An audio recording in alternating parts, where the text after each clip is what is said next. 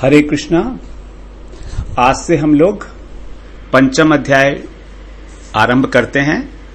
पंचम अध्याय का नाम है कर्म संन्यास योग। इसमें हमारे 29 श्लोक हैं। इस अध्याय का प्रारंभ होता है अर्जुन के प्रश्न से। जिस प्रकार तीसरे अध्याय में अर्जुन ने प्रश्न पूछा था भगवान से, उसी प्रकार का प्रश्न जो है वो अर्जुन यहां पर दोबारा से भगवान से पूछ रहे हैं। क्या पूछ रहे हैं अर्जुन? संन्यासम कर्मणाम कृष्ण पुनर्योगम च संशसि यच्छ्रेय एतयोरेकम तन्मे ब्रूहि सुनिश्चितम। संन्यासम कर्मणाम कृष्ण पुनर्योगम च संशसि यच्छ्रेय, यहां पर ये संधि विच्छेद करेंगे इसका आगे, यत प्लस श्रेय। तो यत तो आधा तो है प्लस श्रेय, इन दोनों को जब जोड़ते हैं तो हो जाता है यत श्रेय। तो यत श्रेय एतयोरेकम, एतयोरेकम में एतयो प्लस एकम, तन में तत् और में इसको बोलकर तन में ब्रूहि सुनिश्चितम। संन्यासम कर्मणाम कृष्ण पुनर्योगम च संशसि यच्छ्रेय एतयोरेकम, यहां पर रुकेंगे, यच्छ्रेय एतयोरेकम तन्मे ब्रूहि सुनिश्चितम। यहां पर पूछ रहे हैं अर्जुन, भगवान से पूछ रहे हैं, हे कृष्ण, कृष्ण कह के संबोधन किया, हे कृष्ण आप संन्यासम कर्मणाम कृष्ण, कर्मणाम का मतलब कर्मों का, संन्यासम माने त्याग करना, तो आप कर्मों का त्याग करने के लिए कहते हैं। पुनर्योगम च संशसि, और फिर बाद में कर्मयोग की प्रशंसा करते हैं। संशसि माने प्रशंसा करना, योगम मतलब कर्मयोग। यहां पर अभी कर्मयोग का यह अध्याय चल रहा है, इसलिए तो एक जगह तो आप कह रहे हैं कि कर्म का संन्यास करो, क्योंकि ज्ञाने परिसमाप्यते, ज्ञान के अंदर सभी कर्म समाप्त हो जाते हैं। और दूसरी तरफ आप कर्मयोग की प्रशंसा कर रहे हैं, क्योंकि चौथे अध्याय का जो अंतिम श्लोक था वो यही था, योगम आतिष्ठ उत्तिष्ठ भारत, कि तू कर्म योग का आश्रय लेकर और उठ खड़ा हो। यत श्रेय, यत माने जो भी, एकम एक, श्रेय माने जो कल्याणकारी हो, एतयो माने इन दोनों में से। दो प्रकार के साधन अर्जुन को यहां प्रतीत हो रहे हैं, कर्मयोग और कर्म संन्यास, जबकि भगवान कह आए हैं कि इनमें अंतर नहीं है, लेकिन तो भी यहां पर अर्जुन को अभी लग रहा है कि ये दोनों एक ही हैं। तो इन दोनों साधनों में से जो भी एक कल्याणकारी है, ये श्रेय माने कल्याणकारी है, ब्रूहि, ब्रूहि माने कहिए, तत् माने उसको, मैं माने मेरे लिए, निश्चित रूप से। तो हे कृष्ण आप कर्मों का त्याग करने के लिए कहते हैं और फिर कर्मयोग की प्रशंसा करते हैं। इसलिए मैं आपसे पूछता हूं कि आप इन दोनों साधनों में से जो भी एक मेरे लिए निश्चित रूप से कल्याणकारी हो वो कहिए। तो यहां पर अर्जुन के मन में अभी भी संशय है। वास्तव में अर्जुन का जो आग्रह है वो युद्ध को ना करने का है, क्योंकि तभी भगवान से उसने कहा था पहले कि आप मुझे युद्ध रूपी भयंकर कर्म में क्यों लगा रहे हैं। तो अब जब भगवान ने बीच में आत्माराम पुरुष की बात की, वहां पर ज्ञानी पुरुष के लक्षण बताए कि उसके लिए किसी भी प्रकार का कोई कर्तव्य कर्म शेष नहीं रहता, तो फिर अर्जुन को लगा कि भगवान कर्मयोग की, ज्ञान योग की प्रशंसा कर रहे हैं, कर्म संन्यास की। लेकिन बाद में फिर यही कहा उन्होंने कि तू कर्मयोग का आश्रय ले, इसीलिए अर्जुन के मन में संशय उठ रहा है बार बार। और अर्जुन वास्तव में युद्ध करना भी नहीं चाह रहे हैं, वो वास्तव में कर्म सन्यासी बनना चाह रहे हैं, मतलब ज्ञान का आश्रय लेकर। वही बात उन्होंने यहां पर स्पष्ट रूप से भगवान से पूछनी चाहिए। तो अब भगवान इस अध्याय में अर्जुन का जो दृष्टिकोण है एक पलायनवादिता का, कर्म संन्यास, बिना कर्मयोग का आश्रय लिए ज्ञान योग के अंदर जाना, अर्थात बिना योग्यता के ज्ञान योग में प्रवेश करना, ये जो पलायनवादिता का दृष्टिकोण है, इसका निराकरण कर रहे हैं। अब यहां पर इस अध्याय में भगवान कर्म संन्यास अथवा ज्ञान योग अथवा सांख्य योग का क्या फल होगा, उसकी क्या योग्यता है और क्या वो कर्मयोग से पृथक है या उसी की कोई और अवस्था है ऊपर, उस बारे में आगे सारा स्पष्ट रूप से बताएंगे। तो इस अध्याय को श्रवण करना आवश्यक है हमें ये जानने के लिए कि ज्ञान योग में प्रवेश तभी हो सकता है जब भली भांति कर्मयोग का आचरण कर लिया गया हो। इसीलिए तो एक बार और श्रवण करते हैं। अर्जुन उवाच संन्यासं कर्मणां कृष्ण पुनर्योगं च शंससि यच्छ्रेयेतयोरेकं तन्मे ब्रूहि सुनिश्चितम्। हरे कृष्णा। तो 5वें अध्याय का दूसरा श्लोक श्रवण करते हैं। पहले श्लोक में अर्जुन ने भगवान से प्रश्न किया कि आपने पहले कर्मयोग की बात की, उसके बाद चौथे अध्याय में आपने ज्ञान योग की भी बात की, सांख्य योग की। तो कर्मयोग की आप प्रशंसा भी कर रहे हैं और मुझे कह रहे हैं कि तुम कर्मयोग का आश्रय लेकर युद्ध करो। तो इन दोनों में से जो भी एक निश्चित रूप से मेरे लिए कल्याणकारी है, आप उस बात को मुझसे कहिए। तब यहां पर दूसरे श्लोक से भगवान अब अपना उत्तर दे रहे हैं। श्री भगवान उवाच संन्यासः कर्मयोगश्च निःश्रेयसकरौ भौ तयोस्तु कर्म संन्यासात् कर्मयोगो विशिष्यते। संन्यासः कर्मयोगश्च निःश्रेयस करौ उभौ। यहां पर संधि विच्छेद होगा, निःश्रेयस करौ प्लस उभौ। तयोस्तु कर्म संन्यासात्, यहां तक ही हम पढ़ेंगे। तृतीय चरण जो है, तयोस्तु कर्म संन्यासात् कर्मयोगो विशिष्यते। तो यहां पर जो संन्यास है, इस शब्द का अर्थ है संन्यास योग, कर्म संन्यास योग, अर्थात ज्ञान योग अथवा सांख्य योग। सांख्य योग कहो या ज्ञान योग कहो या कर्म संन्यास योग कहो, एक ही बात है। तो यहां पर कह रहे हैं संन्यास है मतलब ज्ञान योग, कर्म योगश्च और कर्म योग, ये दोनों ही।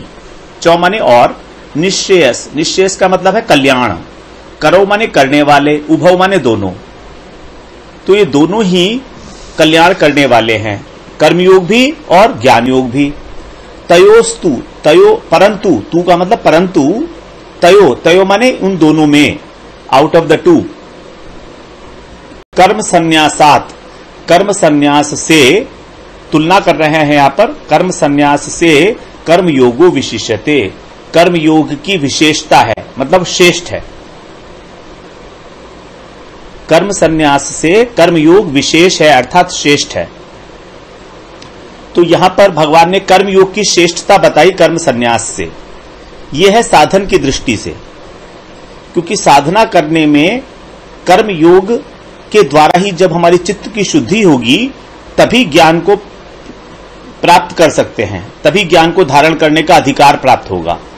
तो वास्तव में ज्ञान योग का अधिकार प्राप्त करने के लिए ही कर्मयोग की आवश्यकता है, क्योंकि कर्मयोग के बिना हमारे हृदय की शुद्धि नहीं हो सकती, और जब तक शुद्धि नहीं होगी तब तक ज्ञान ठहरेगा कैसे।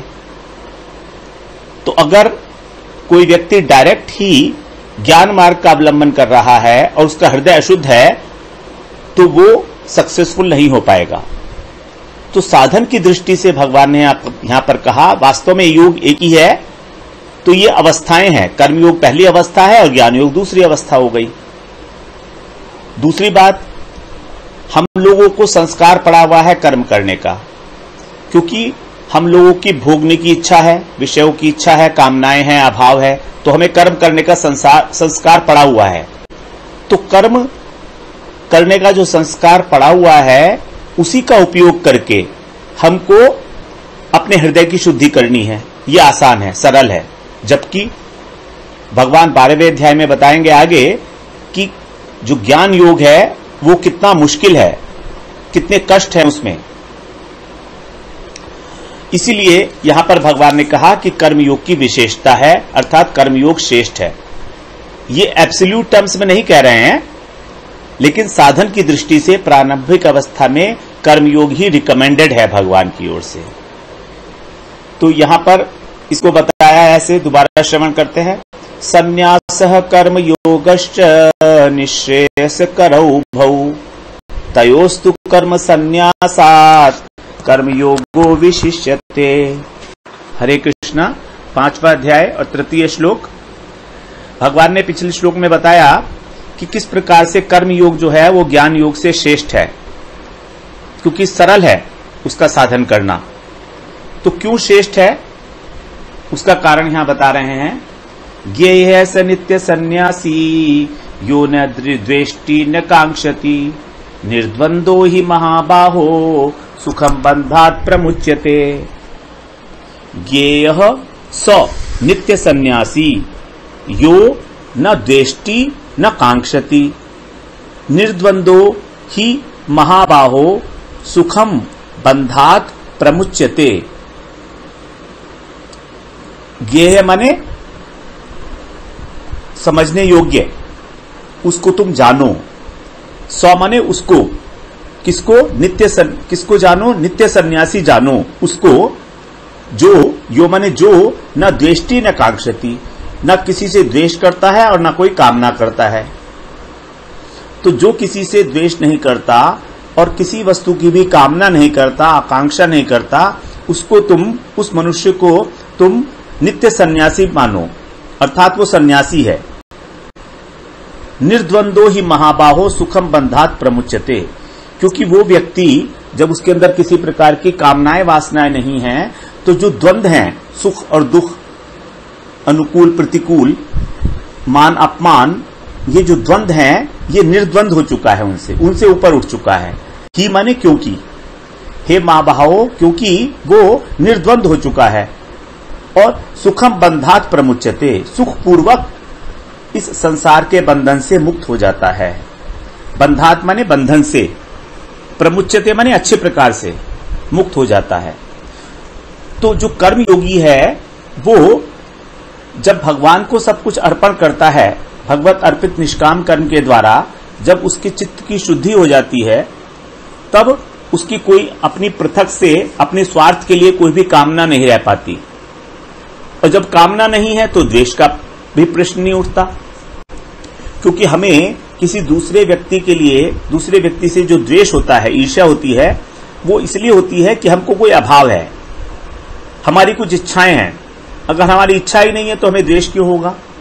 तो वो व्यक्ति जो सुख और दुख से ऊपर उठ चुका है, उसको तुम नित्य सन्यासी समझो, चाहे भले ही उसने कर्म का परित्याग नहीं किया है स्वरूपतः। वास्तव में ज्ञान योगी कर्म का स्वरूपतः त्याग करते हैं, केवल जीवन निर्वाह के लिए ही कर्म करते हैं। लेकिन कर्मयोगी ऐसा नहीं करता। कर्मयोगी संसार में रहते हुए, सारे कार्य करते हुए, लोक संग्रह के लिए, लोक शिक्षा के लिए आदर्श उदाहरण प्रस्तुत करता है वो। तो उसको भी तुम सन्यासी समझो। जैसे राजा जनक तो राजा थे, लेकिन वो और कर्मयोगी थे, लेकिन उनको क्या कहा? उस तरह के व्यक्ति को नित्य सन्यासी समझो कि वो सन्यासी ही हैं और आराम से वो संसार बंधन से पार हो जाते हैं। तो ज्ञेयः स नित्य सन्यासी यो न द्वेष्टि न कांक्षति निर्द्वंदो हि महाबाहो सुखम बंधात् प्रमुच्यते। हरे कृष्णा। 5वां अध्याय और 4था श्लोक श्रवण करते हैं। उसी बात को अब भगवान एक्सप्लेन कर रहे हैं कि किस प्रकार से इनका कर्म योग का और ज्ञान योग का आपस में संबंध क्या है। तो यहां पर बता रहे हैं, सांख्य योगो पृथक बाला प्रवदन्ति न पंडितः एकम अपि आस्थितः सम्यक उभयोर विन्दते फलम। सांख्य योगौ पृथक बाला, सांख्य योगौ पृथक बाला प्रवदन्ति न पंडितः एकम अपि आस्थितः सम्यक। यहां पर एकम अपि है, ये अलग अलग है, ये एकम अपि आस्थितः, इसको अलग अलग बोलना पड़ेगा। एकम अपि आस्थितः सम्यक यहां पर रुकेंगे। सम्यक क आधा क है। उभयोर विंदते फलम, उभयोर विंदते फलम। सांख्य योग पृथक बाला, पृथक, पृथक का मतलब पृथक पृथक, अलग अलग। सांख्य योगों का मतलब सांख्य योग को और कर्म योग को, सांख्य योग और कर्म योग को जो बाला, बाला का मतलब जो बालक हैं, जो मूर्ख हैं, जिनको अभी तत्व ज्ञान नहीं है, वो लोग इनको अलग अलग समझते हैं कि सांख्य योग अलग है और कर्मयोग अलग है। प्रवदंती न पंडितः, लेकिन जो पंडित लोग हैं वो ऐसा नहीं कहते। प्रवदंती माने कहते हैं।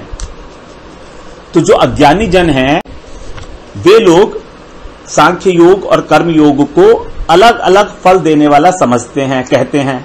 प्रवदंती कहते हैं, न पंडितः, लेकिन जो पंडित लोग हैं, जो जानकार हैं, जो तत्वज्ञ हैं, वो ऐसा नहीं कहते।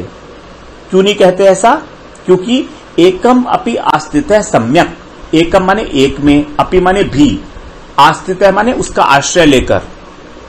यदि हम एक में भी अच्छी तरह से स्थित हो जाएंगे, सम्यक माने अच्छी तरह, भली भांति, तो यदि एक योग का भी हम भली भांति आचरण करेंगे, एकम अपि आस्थितः सम्यक, सम्यक माने भली भांति, आस्थितः माने स्थित होना अच्छी प्रकार से, अपि माने भी, एकम माने एक में। तो एक के अंदर भी, एक का भी यदि भली भांति आचरण किया जाएगा उसमें स्थित होकर, तो क्या होगा? उभयोर विंदते फलम। उभयोर माने दोनों के, दोनों का जो फल होगा, फलम फल होगा, विंदते वो भगवान को ही प्राप्त करेगा अल्टीमेटली। उनका जो फल है दोनों का वो एक ही है।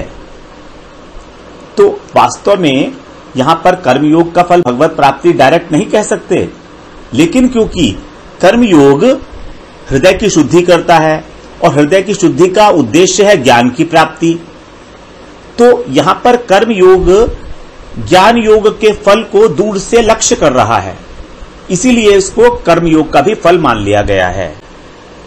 ये बात समझने लायक है हमारे। कभी हम सोचे कि कर्मयोग और ज्ञान योग का फल एक ही है, ऐसा बिल्कुल नहीं है, लेकिन भगवान तो यहां कह रहे हैं। तो क्या कारण है? इसका कारण यह है कि कर्मयोग के द्वारा जब चित्त की शुद्धि हो जाएगी तो ज्ञान की प्राप्ति होगी। फिर ज्ञान योग का अवलंबन करके वो जो ज्ञान योगी है वो ब्रह्म के साथ अपना एकत्व स्थापित करता है, ब्रह्म सायुज्य जिसको बोलते हैं। तो ये हुआ कैसे ब्रह्म सायुज्य? चित्त की शुद्धि होने के बाद, ज्ञान की प्राप्ति के बाद। तो अब क्योंकि कर्मयोग दूर से लक्ष्य को लक्ष्य कर रहा है ब्रह्म सायुज्य का, फल का, इसीलिए कर्मयोग को भी बता दिया गया कि उसका फल भी वही है जो ज्ञान योग का। वास्तव में योग दो है ही नहीं, योग एक ही है। ब्रह्म के साथ जुड़ना ही योग है, वही लक्ष्य है ज्ञानी का। तो ये ज्ञान योगी ही प्रारंभिक अवस्था में कर्मयोग का आचरण करता है और धीरे धीरे जैसे जैसे चित्त शुद्ध होता है उतने ही परिमाण में उसको ज्ञान को धारण करने की क्षमता मिलती है। और फिर जब पूर्ण शुद्ध हो जाता है तो उसके बाद फिर वो ज्ञान मार्ग का अवलंबन करके श्रवण, मनन, निधिध्यासन इत्यादि ब्रह्म सायुज्य को प्राप्त करता है। फल उसका एक ही है, ज्ञान का। सांख्य योगौ पृथक बाला प्रवदन्ति न पंडितः एकम अपि आस्थितः सम्यक् उभयोर विंदते फलम। हरे कृष्णा। 5वें अध्याय का 5वां श्लोक। तो भगवान ने चौथे श्लोक में जो बताया कि दोनों का एक ही फल है, उसी बात को यहां पर दूसरी तरीके से बता रहे हैं। यत् सांख्यै प्राप्यते स्थानम तत् योगैरपि गम्यते एकम सांख्यम च योगम च यह पश्यति स पश्यति।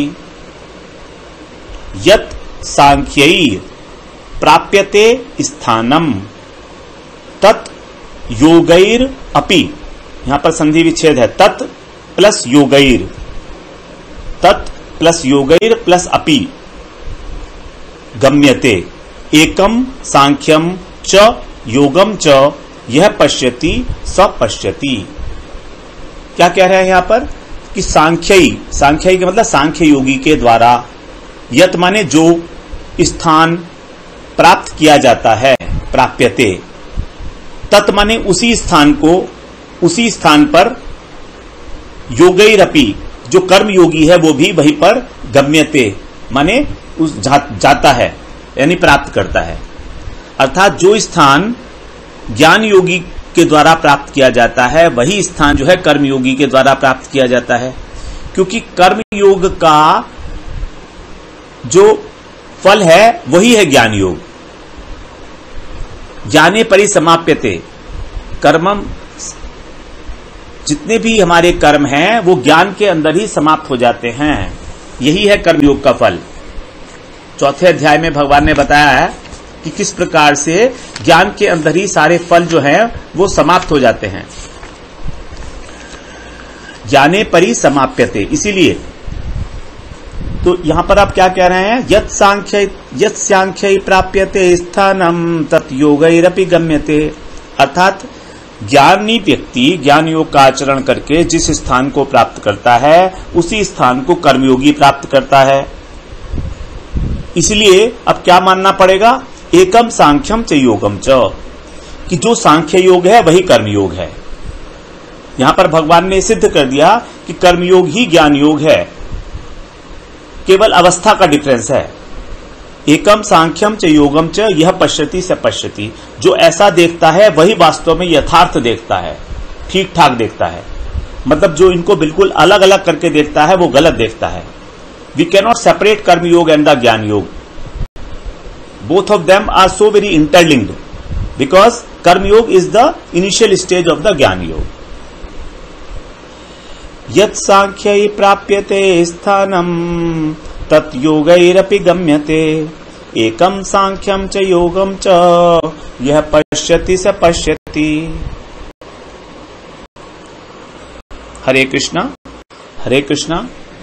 5वां अध्याय और 6ठा श्लोक। पहले इसी अध्याय में भगवान ने बताया दूसरे श्लोक में कि कर्मयोग श्रेष्ठ है ज्ञान योग से, तो अब वही बात बता रहे हैं कि क्यों श्रेष्ठ है। संन्यासस्तु महाबाहो दुखम आप्तुम अयोगतः, योग युक्तो मुनिर्ब्रह्म न अचिरेण अधिगच्छति। संन्यासः तु, यहां पर संधि है, संन्यासः प्लस तु को बोल दिया संन्यासस्तु। महाबाहो दुखम आप्तुम अयोगतः, ये संधि विच्छेद है यहां पर। दुखम आप्तुम अयोगतः, योग युक्तो मुनिर्ब्रह्म न प्लस अचिरेण प्लस अधिगच्छति, न चिरेण अधिगच्छति।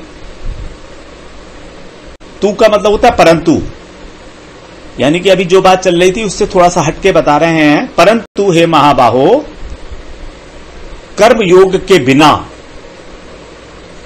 अयोगतः, अयोगतः माने जिसने कर्मयोग का आचरण नहीं किया है। जहां पर केवल योग शब्द आया है उसका अर्थ हम यहां ले रहे हैं कर्मयोग, और जहां संन्यास है वहां पर उसका मतलब है ज्ञान योग। तो यहां बता रहे हैं हे महाबाहो, परंतु हे महाबाहो, कर्मयोग के बिना अयोगतः, जिसने कर्मयोग का पालन नहीं किया है उसके लिए संन्यास है। संन्यास का मतलब ज्ञान योग। आप तुम मने प्राप्त करना, सिद्ध होना कठिन है, दुखम बहुत कठिन है। जब चित्त शुद्धि नहीं हुआ तो कैसे प्राप्ति होगी ज्ञान योग की। आप तो मने प्राप्त करना। तो एक व्यक्ति जिसने कर्म योग का आचरण नहीं किया है उसके लिए डायरेक्ट ज्ञान योग का आचरण करना बड़ा दुखदाई है। योग युक्तो मुनिर्ब्रह्म, लेकिन जो मुनि है, मुनि का मतलब जो मननशील कर्मयोगी है, योग युक्तो माने कर्म योग से युक्त है, वह बंदा, वह व्यक्ति क्या है, न अचिरेण यानी शीघ्र, न प्लस अचिरेण शीघ्र ही अधिगच्छति प्राप्त हो जाता है। किसको, ब्रह्म को। योग युक्तो मुनिर्ब्रह्म न अचिरेण अधिगच्छति, अर्थात जिस समय कर्मयोग के द्वारा चित्त शुद्धि के बाद हृदय बिल्कुल शुद्ध हो गया, उसी समय पूरा का पूरा ज्ञान जो है हृदय में प्रकाशित हो जाता है और तभी उसको ब्रह्म की प्राप्ति हो जाती है। इसीलिए ज्ञान योग का पालन अलग से करने की आवश्यकता नहीं पड़ती है अगर चित्त पूरा शुद्ध हो गया है, क्योंकि तब तो ज्ञान अपने आप धारण हो जाएगा। इसीलिए भगवान ने कर्मयोग को ज्ञान योग की बराबर भी बता दिया, क्योंकि फल तो वही है, ब्रह्म की प्राप्ति।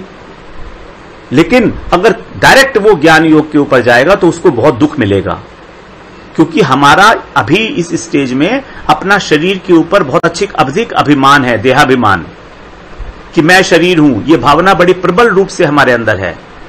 लेकिन कर्मयोग करते करते धीरे धीरे जब कर्तापन का अभिमान, जब कामनाओं का फलों से आसक्ति खत्म हो जाएगी, तो चित्त के शुद्ध होने पर ज्ञान की प्राप्ति अत्यंत सहज है। इसीलिए उसके अंदर कोई विशेष कष्ट नहीं उठाना पड़ेगा कर्मयोग के माध्यम से यदि जाएंगे। और अगर कर्मयोग के माध्यम से नहीं जाएंगे तो कष्ट मिलेगा। प्राप्ति तो हो सकती है लेकिन बहुत दुखदायक साधन रहेगा, साधन काल में दुख मिलेगा। दुखम आप्तुम अयोगतः, उसको दुख की प्राप्ति होगी।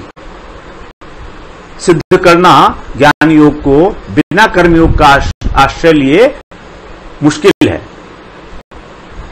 तो संन्यासस्तु महाबाहो दुखमाप्तुम अयोगतः योग युक्तो मुनिर्ब्रह्मा न चिरेण अधिगच्छति।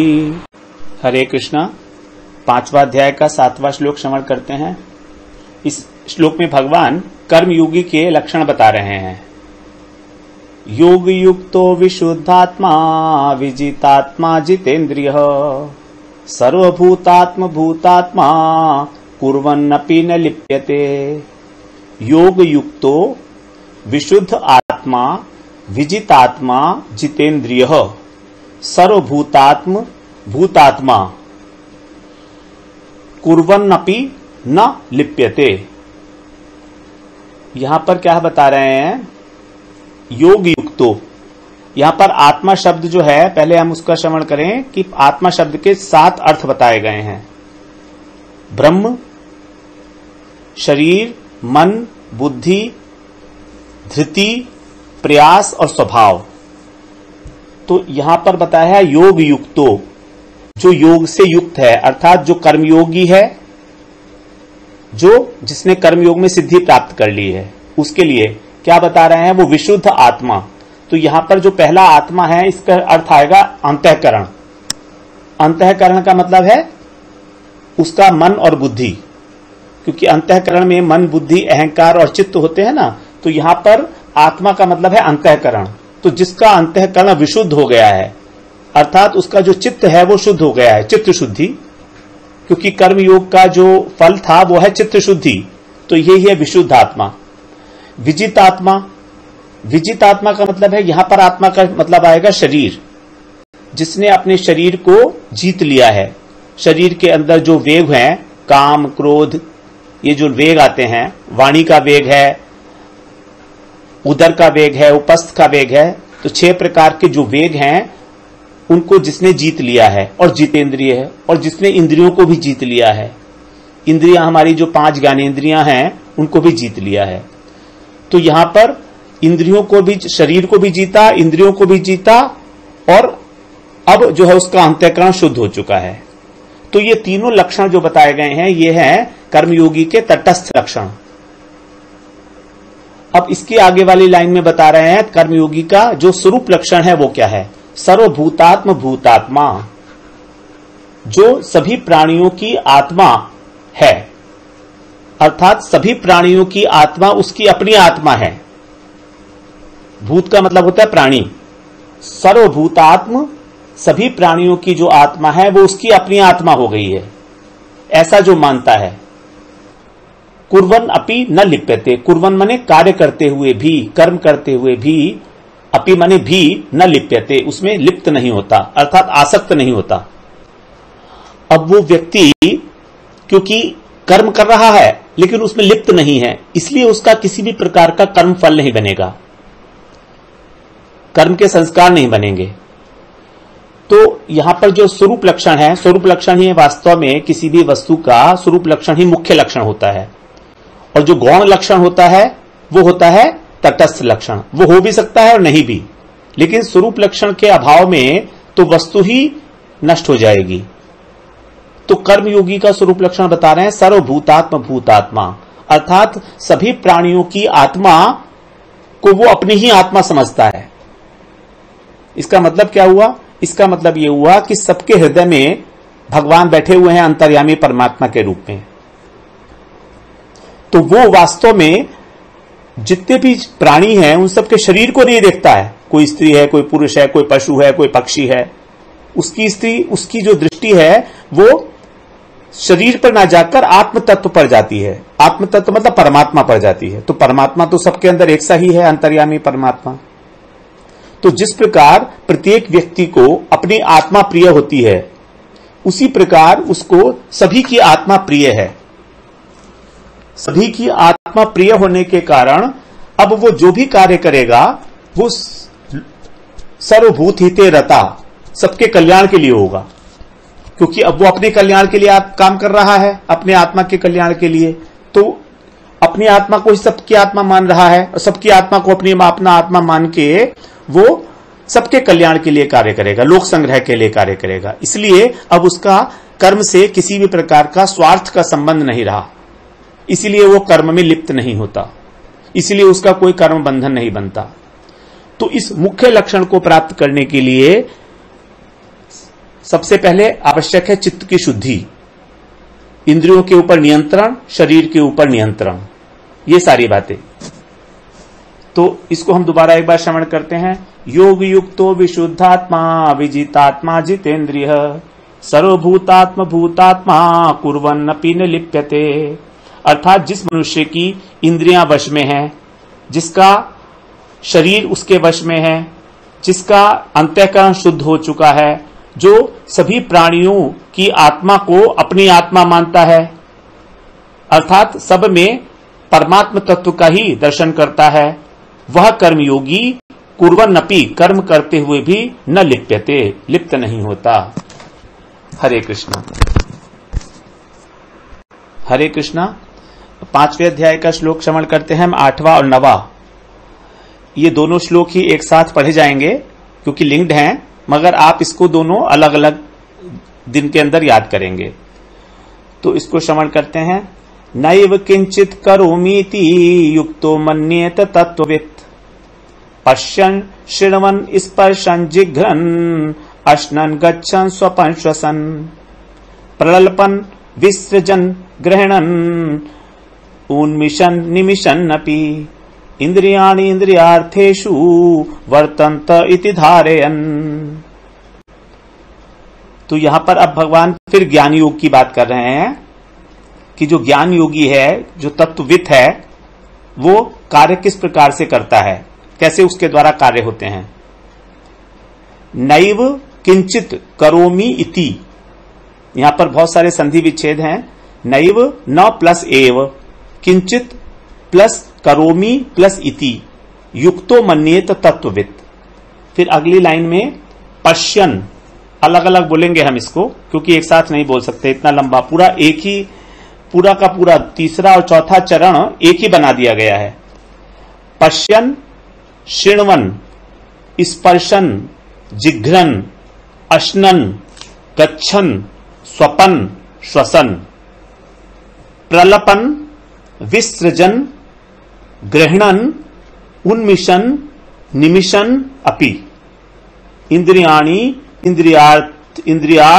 इंद्रियार्थेषु, इंद्रियाणि इंद्रिय प्लस अर्थेषु वर्तन्त इति धारयन्।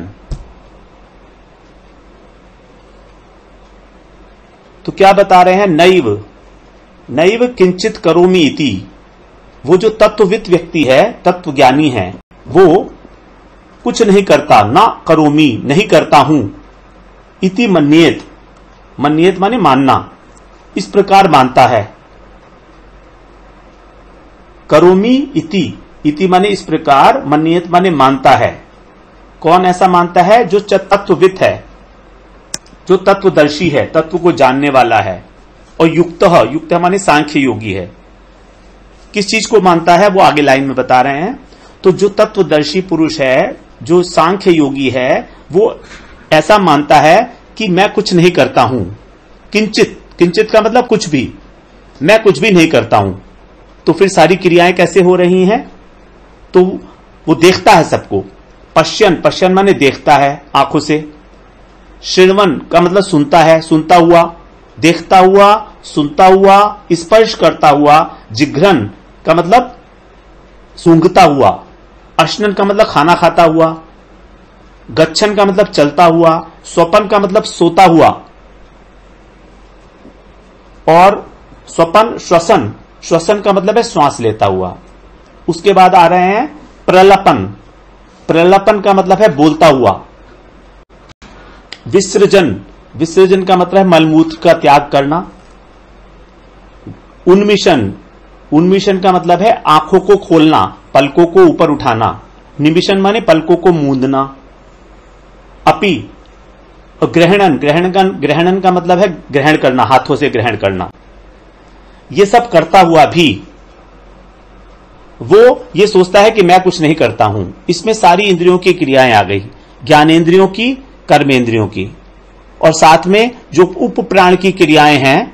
उपप्राण हमारा जो है ये जिससे हम अपनी पलक झपकते हैं और मूंदते हैं, इसकी ये भी क्रिया आ गई।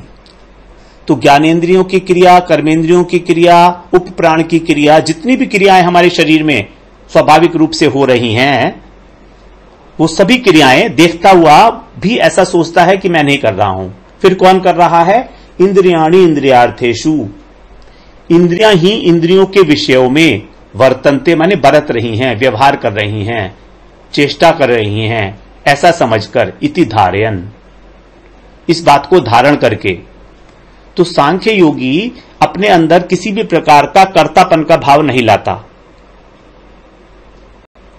सांख्य योगी में यह भाव नहीं होता है कि मैं करता हूं, क्योंकि वो देखता है ये इंद्रियां तो सब प्रकृति की देन है, प्रकृति ने सब दिया है, प्रकृति का समान है, तो फिर मैं कौन हूं करने वाला? ये तो हो रहा है अपने आप से, मैं तो कुछ नहीं कर रहा हूं। इस प्रकार से वो अपने कर्तापन का त्याग करता है, जो सांख्य योगी है। प्रकृति को की क्रियाओं को प्रकृति को समर्पित कर देता है वो, कि जिसने ये वस्तु दी है वही ये काम करा रहा है, शक्ति भी उसी की है, वस्तु भी उसी की है, तो फिर मैं कौन हूं करने वाला? इस प्रकार का उसका भाव है, और ये इस प्रकार से वो कर्तापन से मुक्त हो जाता है, कर्तापन के भाव से। तो दो प्रकार मैंने बताए थे, सांख्य योगी और कर्मयोगी। सांख्य योगी पहले अपने कर्तापन का भाव त्याग करता है, और उसका बाद फिर उसमें कर्म में आसक्ति खत्म हो जाती है। जबकि कर्मयोगी उल्टा करता है। कर्मयोगी पहले कर्म के अंदर आसक्ति बंद करता है, कर्म के फल में, कर्म में और कर्म के फल में, और आसक्ति नहीं होने के कारण उसमें अहंकार का भाव, कर्तापन का भाव नहीं आता। तो दो प्रकार के भाव है, कर्तापन और भोक्तापन। तो कर्मयोगी पहले भोक्तापन को खत्म करता है, फिर कर्तापन अपने आप नाश हो जाता है। जबकि सांख्य योगी पहले कर्तापन को नाश करता है, कि मैं करता नहीं हूं। कैसे करता है? वो आत्म अनात्म विवेक को धारण करके, और फिर जो है वो उसका भोक्तापन अपने आप से नष्ट हो जाता है। इस प्रकार से ये पहले वाले में बताया कर्मयोगी के लिए, और दूसरे इस 8वें और 9वें श्लोक में बताया सांख्य योगी के लिए, कि उसकी क्या मान्यता है, अर्थात वो अपने कर्तापन को किस प्रकार से हैंडल करता है, किस प्रकार से उसे मैनेज करता है, ये बताया 8वें और 9वें श्लोक में। तो एक बार और श्रवण करते हैं श्लोक को।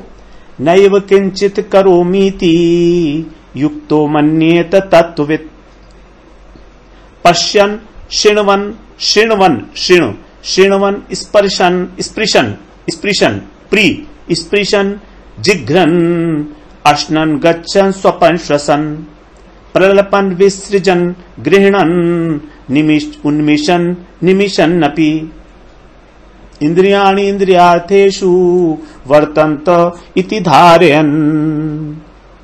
हरे कृष्णा। हरे कृष्णा। 5वां अध्याय 10वां श्लोक श्रवण करते हैं। ब्रह्मणि आधाय कर्माणि संगम त्यक्त्वा करोति यः लिप्यते न स पापेन पद्म पत्रम इवाम्भसा। ब्रह्मणि आधाय कर्माणि संगम त्यक्त्वा करोति यः लिप्यते न स पापेन पद्म पत्रम इवाम्भसा। तो अब यहां पर भी सांख्य योगी के विषय में बताया जा रहा है कि जितने भी कर्म हो रहे हैं उसके द्वारा, कर्मेंद्रियों के द्वारा, ज्ञानेंद्रियों के द्वारा, प्राणों की क्रियाएं, इवन उसके अंतःकरण के द्वारा, मन बुद्धि के द्वारा, शरीर के द्वारा, ये सब कर्म क्या करता है? वो ब्रह्मणी आधाय। आधाय का मतलब है अर्पण करना। तो वो ब्रह्म को अर्पण करता है सभी कर्म। संगम त्यक्त्वा, संगम का मतलब है आसक्ति का त्याग करके। करोति, करोति माने जो करता है, यह माने जो, अर्थात जो संपूर्ण कर्मों को ब्रह्म के अर्पण करके कार्य करता है, वह करोति माने करता है, वह लिप्यते न से पापे न, वो पाप के द्वारा लिप्त नहीं होता। पद्म पत्रम इमाम भसा, जिस प्रकार की एक पद्म पत्र, पद्म का अर्थ है कमल, जो कमल का पत्ता जिस प्रकार से पानी से लिप्त नहीं होता, अंभसा का मतलब है जल, जिस प्रकार से कि कमल जल में रहता है लेकिन तो भी उसका जो पत्ता है उसको पानी गीला नहीं कर सकता, उसी प्रकार से ये व्यक्ति सारे कर्म करते हुए भी उससे लिप्त नहीं होता, पाप से लिप्त नहीं होता। क्योंकि जब भी कर्म करेगा तो या तो पाप लगेगा या पुण्य लगेगा, तो ना तो उसको पाप स्पर्श करता है और ना पुण्य स्पर्श करता है।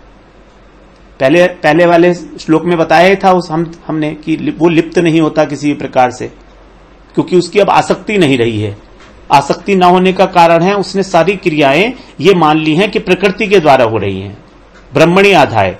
तो यहां पर ब्रह्मणी का अर्थ जो है वो है परमात्मा ना लेके हम इसको ले रहे हैं प्रकृति, क्योंकि एक सांख्य योग की बात हो रही है इसलिए।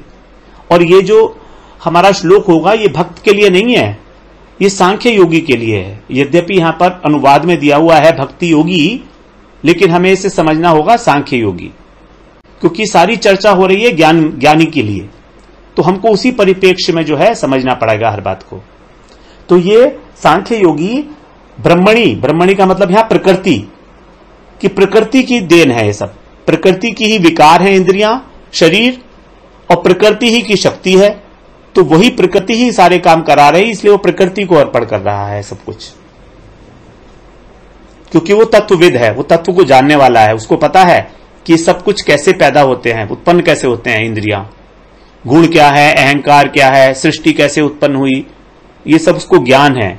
इसलिए वो उसी को अर्पण कर देता है वहां पर, प्रकृति को ही, अपनापन उसमें नहीं रखता, आसक्ति नहीं रखता। यही कारण है कि वो किसी भी प्रकार से पाप से लिप्त नहीं होता और कमल की तरह से शुद्ध बना रहता है। ब्रह्मणी आधाय कर्माणि संगम त्यक्त्वा करोति यः लिप्यते न स पापेन पद्मपत्रम इमाम भसा। हरे कृष्णा। हरे कृष्णा। 5वां अध्याय और 11वां श्लोक श्रवण करते हैं। अब इसमें बता रहे हैं भगवान कि किस प्रकार से जो कर्मयोगी है वो केवल आत्मशुद्धि के लिए ही कार्य करता है।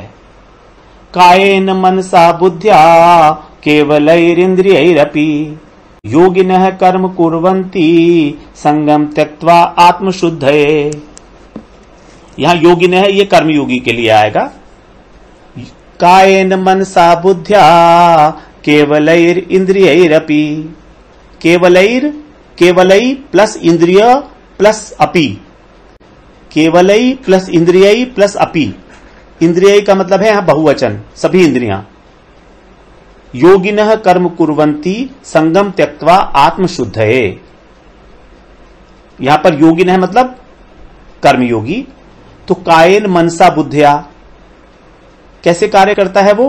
काय अपने शरीर से कार्य करता है, मन से कार्य करता है और बुद्धि से कार्य करता है। और केवलई इंद्रियैरपि, और कभी कभी केवल इंद्रियों से भी कार्य करता है, बिना ये सोचे हुए कि वो क्या कर रहा है। इस प्रकार का केवलई इंद्रियैरपि, जैसे हम मान लीजिए यज्ञ करते हैं, तो जब यज्ञ करते हैं तो ना तो हमारा उसमें मन होता है ना बुद्धि होती है, हमारी इंद्रियों के द्वारा ही सारा कार्य किया जा रहा होता है। हम बैठे तो होते हैं यज्ञ में, हमारा मन और हमारी बुद्धि तो कहीं और लगी होती है, लेकिन स्वाहा स्वाहा चलता रहता है। तो जो इस प्रकार का क्रिया है जिसमें मन और बुद्धि की अपेक्षा नहीं रखी जाती, केवल इंद्रियों के द्वारा कार्य हो रहा है, केवलैर इंद्रियैरपि योगिनः कर्म कुर्वन्ति, वो योगी जो है कर्म करता है संगम त्यक्त्वा, अपनी आसक्ति को त्याग कर आत्मशुद्ध है, अपने अंतःकरण की शुद्धि के लिए। ये कर्म योगी का तरीका है कि कई बार मन बुद्धि से भी काम नहीं करता, लेकिन तो भी वो यज्ञ कर रहा है आत्मशुद्धि के लिए। उसको आसक्ति नहीं है, न ही उसको किसी कर्म के फल की इच्छा है। तो यदि इस प्रकार से कर्म किया जाएगा तो भी वो आत्मशुद्धि का कारण बनेगा, क्योंकि वो भगवान को अर्पित किया जा रहा है। तो केवल इंद्रियों के द्वारा जो कार्य हो रहा है वो भी आत्मशुद्धि का कारण बन सकता है। तो इसलिए बताया 11वें श्लोक में, कायेन मनसा बुद्ध्या केवलैरिंद्रियैरपि, केवल इंद्रियों के द्वारा भी, यहां भी लगाया ना, इसलिए हमने उसको पृथक ले लिया, मन से और बुद्धि से अलग कर दिया। केवलैरिंद्रियैरपि योगिनः कर्म कुर्वन्ति संगम त्यक्त्वा आत्मशुद्धये। हरे कृष्णा। हरे कृष्णा। 5वां अध्याय 12वां श्लोक। अब यहां पर बता रहे हैं फल क्या होगा। इस प्रकार कर्मयोग करने का फल क्या होगा उसको बता रहे हैं। युक्तः कर्म फलम त्यक्त्वा शांतिम आप्नोति नैष्ठिकम्, अयुक्तः काम कारेण फले सक्तो निबध्यते। युक्तः कर्म फलम त्यक्त्वा शांतिम आपनोति नैष्ठिकम्, अयुक्तः काम कारेण फले सक्तो निबध्यते। युक्तः का मतलब है जो कर्मयोगी है। कर्म फलम त्यक्त्वा, कर्म के फल को त्याग कर। यहां पर कहा तो गया है कर्म के फल को त्याग कर, लेकिन कर्म के फल का त्याग नहीं है, कर्म के फल में आसक्ति का त्याग है, उसको त्याग कर। क्योंकि आसक्ति ही महत्वपूर्ण है, फल तो मिलेगा ही मिलेगा। तो जो कर्मयोगी कर्म की फल में आसक्ति को त्याग देता है, उसको क्या मिलता है? शांतिम आपनोति नैष्ठिकम्। आपनोति माने प्राप्त करना, शांति। उसको नैष्ठिक की शांति प्राप्त होती है। नैष्ठिक का मतलब है जो स्थिर रहने वाली है, जो परमानेंट है। ऐसा नहीं है कि थोड़ी देर शांति मिली और थोड़ी देर बाद जब हम ध्यान कर रहे थे तो शांति मिली और ध्यान नहीं कर रहे थे तो शांति खत्म हो गई, अशांत हो गए। ऐसा नहीं है। तो जो युक्त होकर, अर्थात जो कर्मयोगी है वास्तव में, उसको, तो वास्तव में हमारी अशांति का कारण ही आसक्ति है। उसी बात को यहां पर स्ट्रेस किया गया है, क्योंकि कर्मयोगी तो कर्तापन, भोक्तापन, ये सब चीजें छोड़ता है। तो यहां पर आसक्ति की बात क्यों की गई? क्योंकि आसक्ति सबसे महत्वपूर्ण है, उसको सबसे पहले छोड़ना होता है। अगर उसको छोड़ा तो फिर धीरे धीरे प्रक्रिया सरल हो जाएगी। तो इसीलिए संगम फलम त्यक्त्वा, कर्म फलम त्यक्त्वा, उसी को शांति की प्राप्ति होती है। और शांति भी ये आसान हल्की फुल्की शांति नहीं है, टेम्परेरी वाली, नैष्ठिक की शांति है, स्थायी है। और अब विपरीत भाव से बता रहे हैं जो अयुक्त है, अर्थात जो कर्मयोगी नहीं है, जो साधारण विषयी जीव है, हम जैसा जो जीव है, उसके लिए क्या बोल रहे हैं? काम कारेण, कामना के कारण। कामना का कारण क्या है? कामना की, मेरी कामना पूरी होनी चाहिए, इसलिए फले सक्तो, फल में आसक्ति, सक्तो माने आसक्ति, निबध्यते, बंध जाता है। जो साधारण विषयी जीव हैं उनके बंधने का कारण ही केवल फल में आसक्ति है और कोई कारण नहीं है। तो कर्म योग का पालन करने के लिए सबसे पहली इंपॉर्टेंट बात हो जाती है कि हमको कर्म के फल में आसक्ति नहीं रखनी है, अनासक्त भाव से कर्म करना है। अगर हम बिना अनासक्त भाव से, आसक्ति का त्याग किए बिना ये चाहें कि हमको एक स्थायी शांति मिल जाए, तो वो नहीं मिलने वाली। संगम त्यक्त्वा, कर्म फलम त्यक्त्वा आत्म शांति मापनोति नैष्ठिकम्। तो युक्त है कर्म फलम त्यक्त्वा शांति मापनोति नैष्ठिकम्, अयुक्त है काम कारेण फले सक्तो निबध्यते। हरे कृष्णा। हरे कृष्णा। 5वां अध्याय 13वां श्लोक श्रवण करते हैं। देखिए 5वें अध्याय का जो नाम है वो है कर्म संन्यास योग। प्रधानतः इसमें चर्चा की जानी चाहिए ज्ञान योग की, लेकिन फिर भी भगवान बीच बीच में कर्मयोग के बारे में बोल रहे हैं, क्योंकि ज्ञान योग के लिए ही प्री रिक्विजिट है कर्मयोग, आवश्यकता है, क्योंकि चित्त की शुद्धि तभी होगी। इसीलिए यहां पर बार बार कर्मयोग के भी लिए भी मेंशन किया गया है, मगर सांख्य योग की, पहले कर्मयोग की बात करते हैं फिर सांख्य की, पहले कर्म की फिर सांख्य की, लाइक दैट। तो अभी 13वें अध्याय में फिर सांख्य योगी की बात कर रहे हैं, 12वें में भी कर्म योगी की बात की और जो विषयी व्यक्ति है उसकी बात की। अब उसके तो थर्ड लेवल आता है, पहले होता है विषयी साधारण व्यक्ति, फिर होता है कर्मयोगी, फिर होता है सांख्य योगी अर्थात ज्ञान योगी। तो 13वें श्लोक में ज्ञान योगी की बात कर रहे हैं विस्तार से। क्या कह रहे हैं? सर्व कर्माणि मनसा संन्यस्यास्ते सुखम वशी नव द्वारे पुरे देहि नैव कुर्वन्न कारयन्। जो बात पहले कही थी 8वें और 9वें श्लोक में कि वो अपनी इंद्रियों से कुछ भी नहीं करता है, पश्यन शृण्वन स्पर्शन जिघ्रन, अलग अलग ज्ञानेन्द्रियों कर्मेंद्रियों से, उसी बात को यहां पे हर कह रहे हैं। सर्व कर्माणि मनसा, मनसा माने मन से, सर्व कर्माणि सभी कर्मों को, संन्यस्य, संन्यस्य माने त्याग करके, आस्ते, आस्ते का मतलब स्थित रहता है, स्थित होना, सुखम वशी, सुख पूर्वक, और वशी का मतलब अपनी इंद्रियों को और मन को वश में करके, क्योंकि सुख प्राप्ति का साधन ही है शांति, और शांति के लिए ही चाहिए क्या? विशुद्धात्मा, विजितात्मा, जितेंद्रिय, कि जो अपने इंद्रियों को, अपने शरीर को वश में कर सकता है, वो वही शांति हो सकता है, वशी।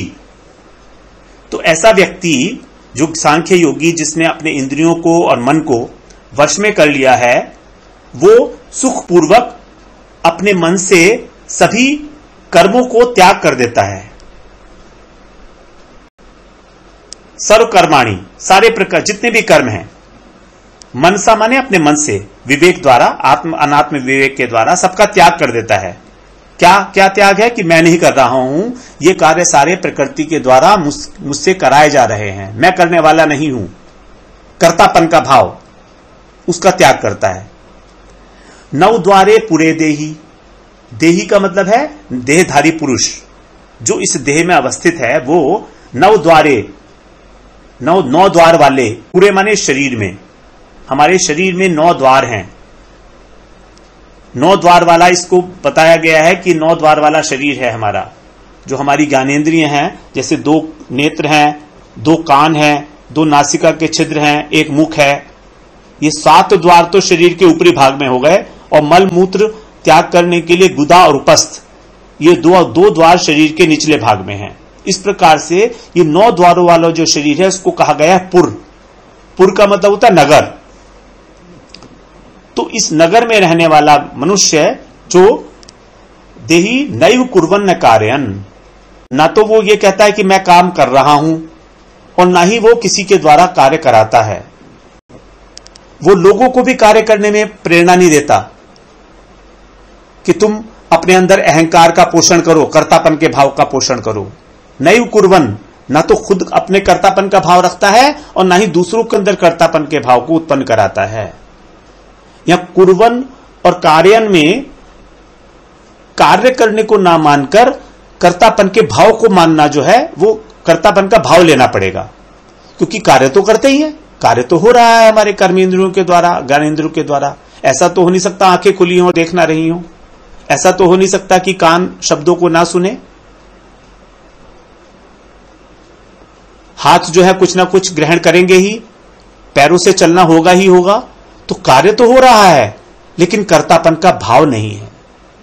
तो नैव कुर्वन्न कार्यन, और ना ही वो इस प्रकार का उपदेश देता है कि तुम अपने अंदर कर्तापन का अहंकार पोषण करो, अर्थात किसी भी वस्तु का क्रेडिट लो इस संसार के अंदर। वो कहता नहीं, स्वार्थ बुद्धि से कोई कार्य नहीं करना है, समाज सेवा भी नहीं करनी है स्वार्थ बुद्धि से। समाज सेवा हो या अपने परिवार की सेवा हो या अपने शरीर की सेवा हो या देश की सेवा हो, यदि उसके अंदर हमारे अंदर कृतत्व बुद्धि है, हम उसके द्वारा अपने मान सम्मान को बढ़ाना चाहते हैं, तो फिर वो दूषित है, फिर वो दोषपूर्ण है, चाहे वो कितने ही बड़े कॉज के लिए क्यों ना हो। अगर भगवान के लिए भी कोई कार्य किया जा रहा है, धर्मशाला बनवाई जा रही है, प्याऊ खुलवाए जा रहे हैं, और उसमें हमारा ये इच्छा है कि हमारा नाम अखबार में आए, हमारी फोटो खींचे, तो ये दोषपूर्ण है, इसका कर्म बंधन बनेगा। तो सांख्य योगी जो है उसको तो बहुत भली प्रकार से प्राप्त ज्ञान हो चुका है ये कि ये शरीर और आत्मा पृथक वस्तु है, और कार्य हो रहा है शरीर के द्वारा, आत्मा तो कर नहीं रही है, आत्मा तो अकर्ता है सर्वथा। तो इस भाव में वो स्थित रहता है आस्ते, इसीलिए वो सुखपूर्वक जो है इन सबको वश में कर लेता है। तो यहां पर इंद्रियों को और शरीर को वश में करने का उपाय है विवेक, आत्म अनात्म विवेक। इस बात का अनुभव हो जाना कि मेरी आत्मा और मेरी शरीर पृथक वस्तु हैं। जब ये अनुभव हो जाएगा तो ये दोनों अपने आप वश में हो जाएंगे, कंट्रोल में आ जाएंगे। सर्वकर्माणि मनसा सन्न्यस्यास्ते सुखम वशी, नौ द्वारे पुरे देहि नैव कुर्वन्न कारयन्। हरे कृष्ण।